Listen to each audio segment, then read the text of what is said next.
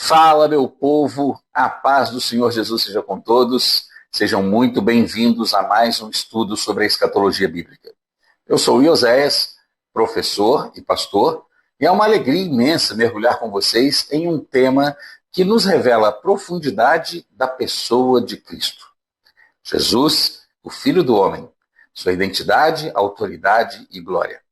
Entre os muitos títulos atribuídos ao Senhor Jesus nos evangelhos, o Filho do Homem é talvez o mais enigmático e, ao mesmo tempo, o mais revelador. Ele é um título intencionalmente escolhido pelo Senhor para comunicar sua identidade de maneira progressiva. Enquanto muitos esperavam um Messias político, visível e que trouxesse libertação imediata a Israel, Jesus se apresenta de forma mais profunda, como aquele que participa plenamente da condição humana, mas que também possui autoridade divina e um destino glorioso. Compreender o Filho do Homem é essencial para entender quem é Jesus, o que ele veio fazer e como sua obra se relaciona com o passado, o presente e o futuro. Nesse vídeo, nós veremos 3 dimensões desse título: sua identificação com a humanidade, sua autoridade divina no presente e sua revelação futura em glória.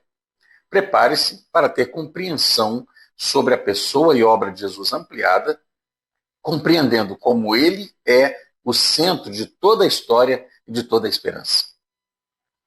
No tópico 1, o Filho do Homem e sua identificação com a humanidade.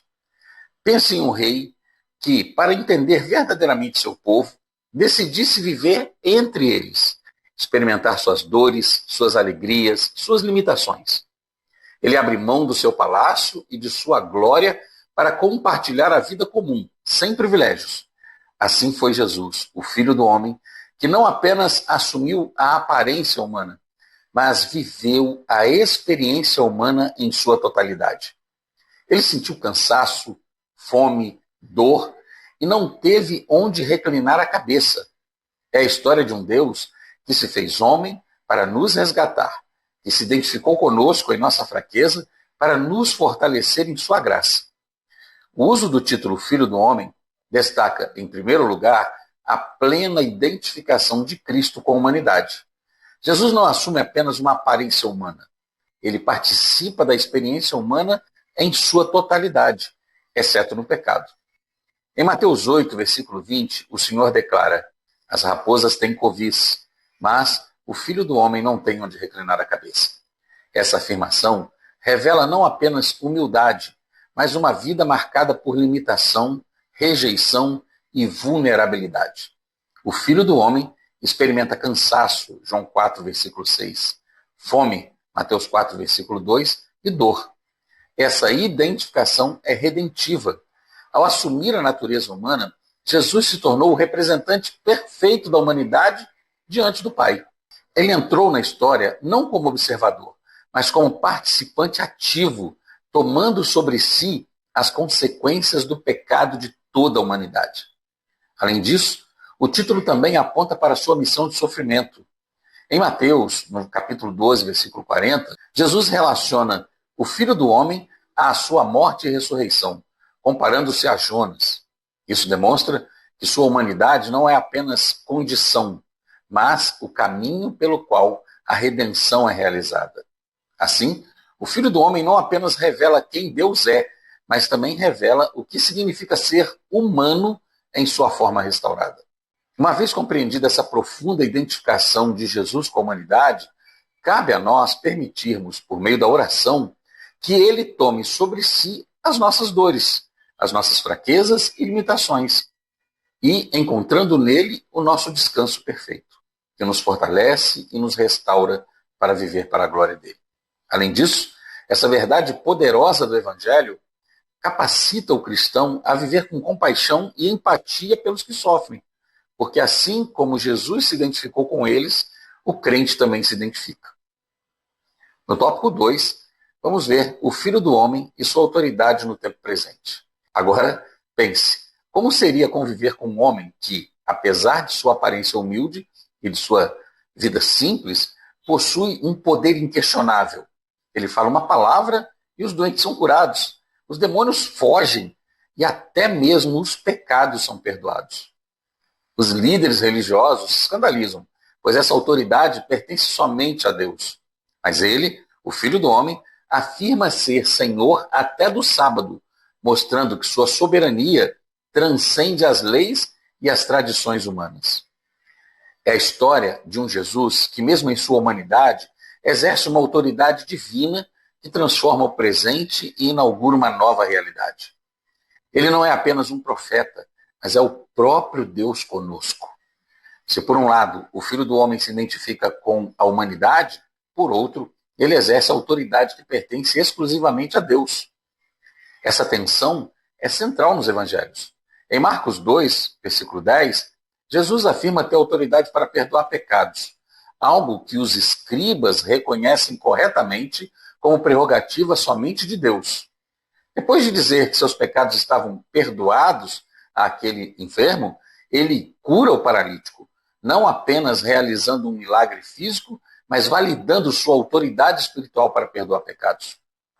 E ainda em Marcos 2, no versículo 28, o Senhor declara: o Filho do Homem até do sábado é Senhor. Isso não é apenas uma correção de interpretação legalista, mas uma afirmação de soberania sobre instituições estabelecidas pelo próprio Deus. O sábado, símbolo da aliança, está sob sua autoridade. O texto de João 5, versículo 27, amplia ainda mais essa dimensão ao afirmar que o Pai deu ao Filho a autoridade para julgar, porquanto é o Filho do Homem que recebe de Deus esse poder. Aqui, o título conecta humanidade e juízo. Aquele que julga é também aquele que conhece plenamente a condição humana. Essa autoridade presente revela, como também vimos no vídeo anterior, que o reino de Deus não é apenas futuro. Ele já está em operação através da pessoa e obra do Senhor Jesus Cristo. O Filho do Homem atua, perdoa e restaura e ainda governa, inaugurando uma nova realidade no meio da história.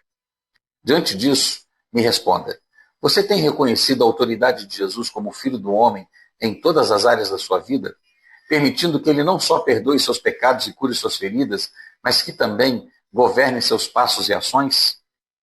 O verdadeiro conhecimento dessa verdade nos liberta do peso da culpa e nos capacita a viver sob a soberania de Jesus, em obediência a ele, experimentando a nova realidade do reino de Deus no nosso presente, no dia a dia. No tópico 3, vamos ver o Filho do Homem e sua revelação futura em glória. Por fim, imagine o dia em que os céus se abrirão e, em meio a um poder e uma glória indescritíveis, aquele que foi rejeitado, humilhado e crucificado retornará. Não mais em fraqueza, mas em majestade, para julgar vivos e mortos, e também estabelecer seu reino eterno. Essa é a visão do Filho do Homem vindo sobre as nuvens do céu. Uma imagem que retoma as profecias de Daniel e revela o auge da história. Será a prova da fidelidade de Deus se manifestando na consumação de todas as coisas. Onde mesmo Jesus veio em humildade, voltará em exaltação, e todo joelho se dobrará diante dele, como diz Isaías 45, 23, Romanos 14, 11 e Filipenses capítulo 2, versículos 10 e 11. Em Mateus, no capítulo 24, versículo 30, Jesus declarou: verão o Filho do Homem vindo sobre as nuvens do céu com poder e grande glória. Essa linguagem retoma diretamente Daniel 7, mostrando que aquele que veio em humildade retornará em exaltação. Essa revelação futura não será oculta nem simbólica, mas pública, visível e incontestável. O Filho do Homem, antes rejeitado, será reconhecido universalmente como Senhor. Esse momento marcará não apenas o fim da história como a conhecemos, mas a plena revelação da identidade do Senhor Jesus Cristo. Aquilo que foi, assim, parcialmente compreendido durante seu ministério terreno, será finalmente evidente a todos. Além disso, a expectativa redefine a maneira como o crente vive no presente. Saber que o Filho do Homem voltará em glória não é apenas uma informação escatológica, mas uma convocação à fidelidade, vigilância e perseverança em todos os dias. O mesmo Jesus que veio em fraqueza voltará em poder. O mesmo que foi julgado, julgará. O mesmo que foi rejeitado será exaltado. Então, diante da gloriosa promessa do retorno do Filho do Homem, somos desafiados a refletir se temos vivido com fidelidade, vigilância e perseverança, aguardando a sua vinda e nos preparando para o dia em que todo o joelho se dobrará diante dele. Essa esperança deve nos motivar a viver de uma forma que glorifica a Jesus em tudo, sabendo que ele é o Senhor da história e o Rei que voltará. Agora, antes de encerrar esse vídeo, eu quero te dizer que há uma sugestão de atividade em sala de aula que você pode aplicar à sua turma nesse estudo.